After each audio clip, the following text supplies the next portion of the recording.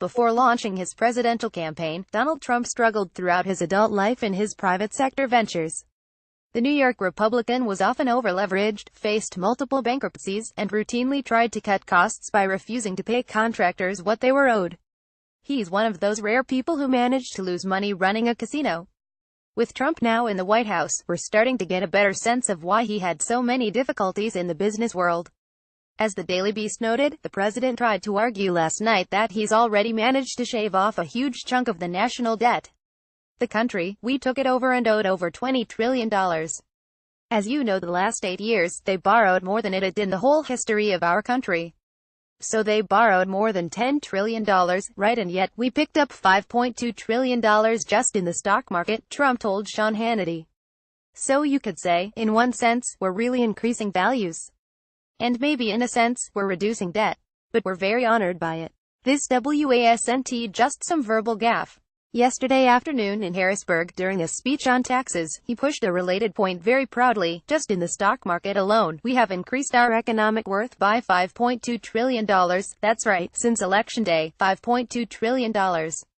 Think about that, that's a quarter of the $20 trillion that we owe.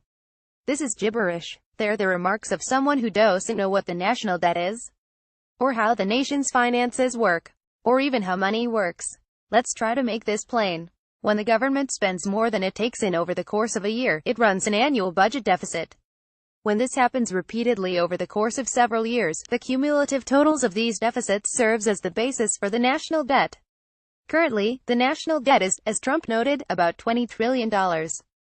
This was, however, pretty much the only thing he got right.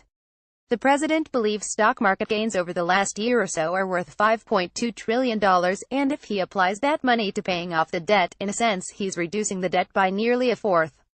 Except that doesn't make any sense at all unless the White House intends to seize all of that money, the $5.2 trillion isn't the government's money.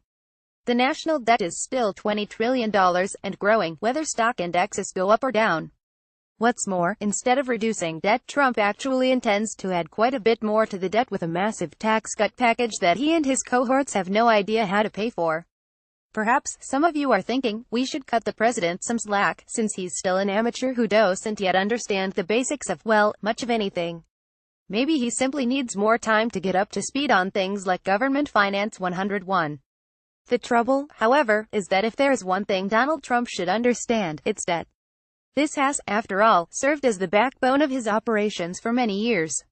And yet, even on the subject he should know the most about, the president is hopelessly lost.